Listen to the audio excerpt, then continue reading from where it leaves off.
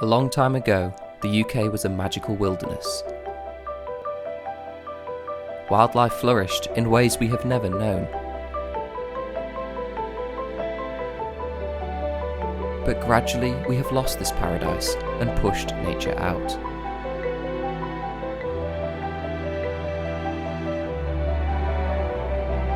So can we restore some of this world?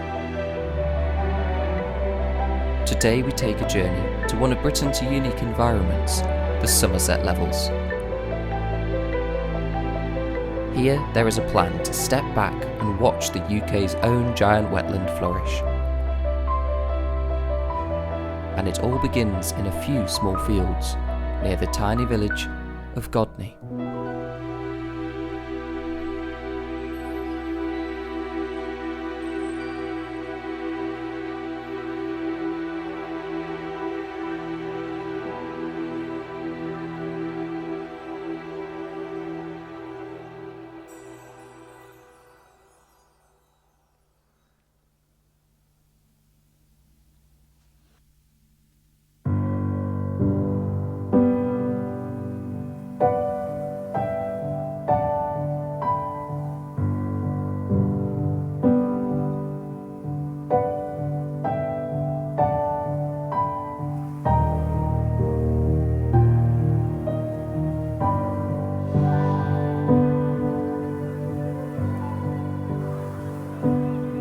At one time, the UK was mostly covered by woodland, and our river valleys were giant wetlands teeming with life.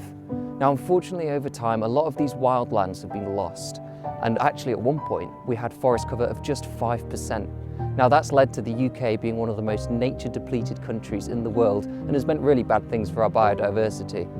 And consequently, we've forgotten what it means to live alongside nature.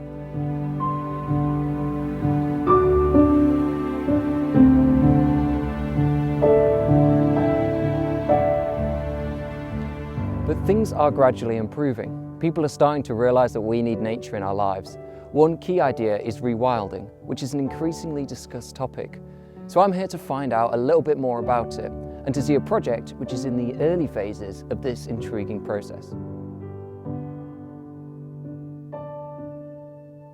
I'm visiting a very special place in Somerset, in the southwest of England.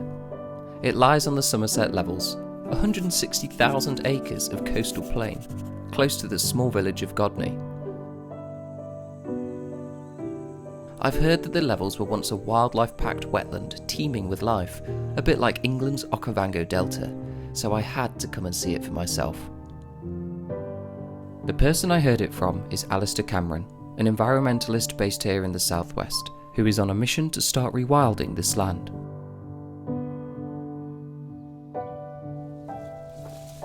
Alistair, hi. Hi, great to see you. Yeah, good to see you.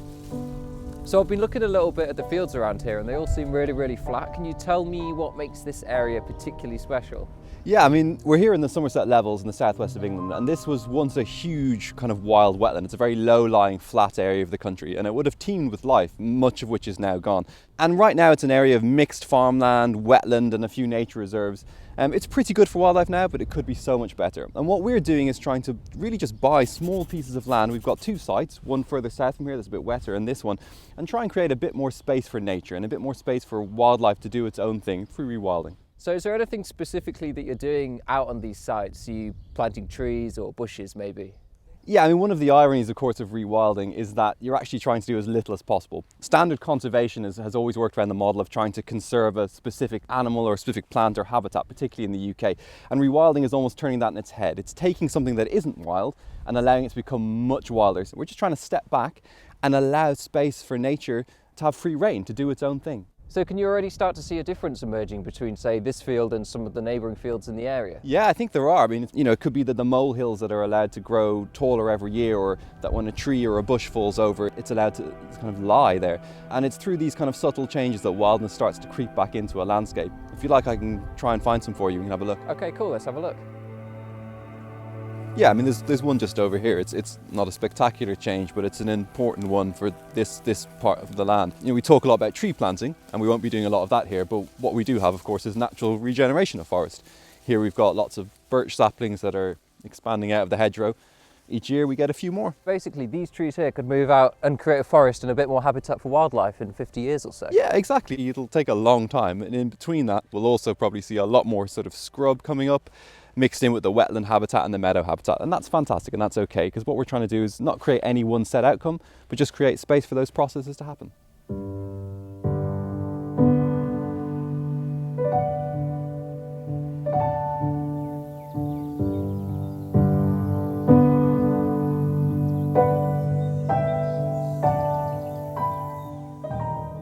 So this field is about 4 years in.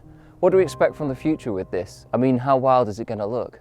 Yeah, I mean, I guess in terms of this specific field, as we've already said, there's going to be, more scrub, expansion of forest, probably more wetland plants coming out of the ditches into the grass. More generally though, what we're really trying to do is create a wilder levels. This isn't just about one field or one tiny patch, this is about the whole area having a wilder character. So we hope this is just the start of a much larger project. In terms of animals, there's animals that are nearby already, like wild boar and beavers. They'll probably expand to the region quite soon, and the more kind of spaces left aside for nature there are, the better a chance they have of survival. We may also see other species that have been gone for a long time coming back, as well as species that aren't even in the UK. As our climate changes, we need more of these kind of places, where animals can adapt and when things that we don't expect can happen. I think it'd be great if you went and spoke to Pete. He's one of our ecological advisors, and he's over at the other site right now, and I think you could go and catch up with him.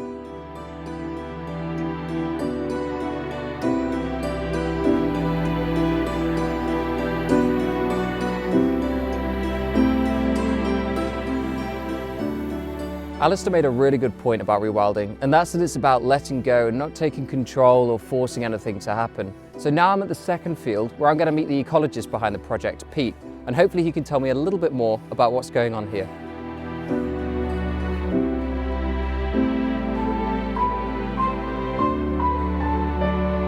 Hi there, is it Pete? Yeah, that's right. Yeah, I've just been down at the other field with Alistair. Is this the southern field? It is indeed. Go check it out. Great, let's have a look.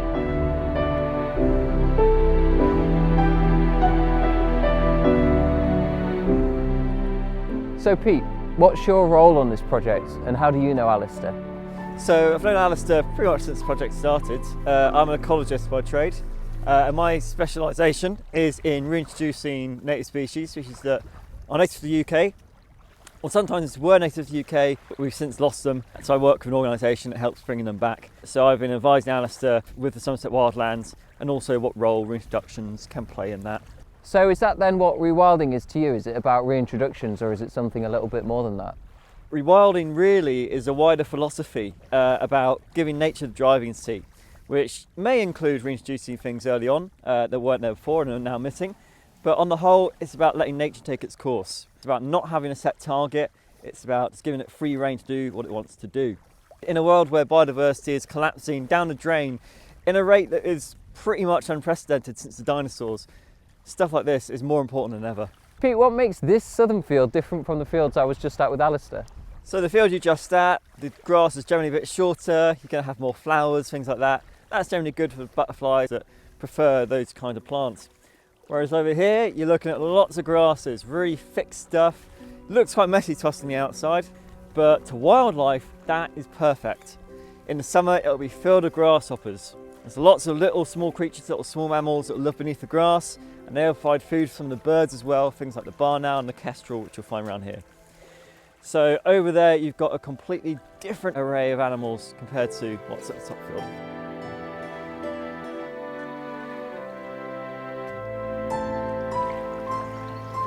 Could you describe to me what this place would have looked like maybe 100 or 1,000 years ago then?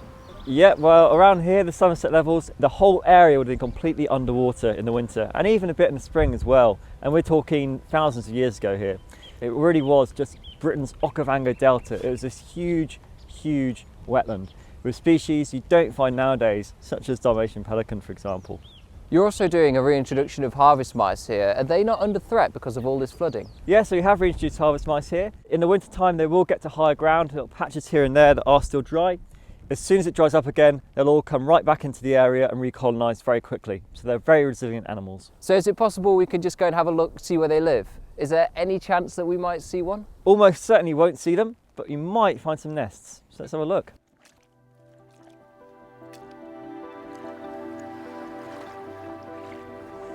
So when you're looking for harvest mice nests at this time of year, you're looking for them in tussocks like this, tussocks of grass, where during the summer they've made their nests, the breeding nests, and they abandon them come the end of the summer, but you can still find them in the winter sometimes.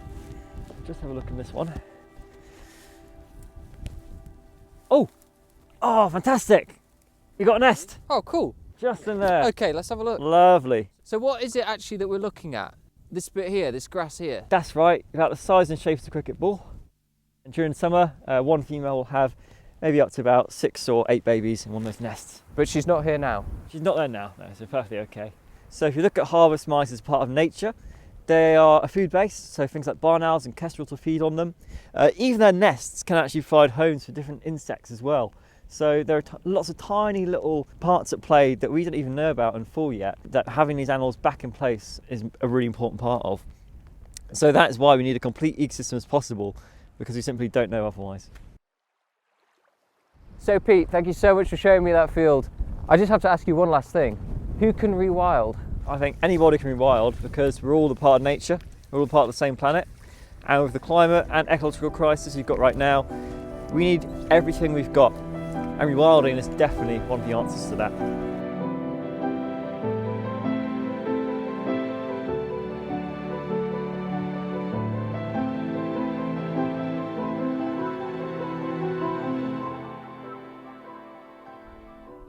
Alistair, hi, how are we doing? Hi, how was Godney? Yeah, good. It was really interesting speaking to Pete, actually. So those fields at Godney, are they something that you're looking to expand upon?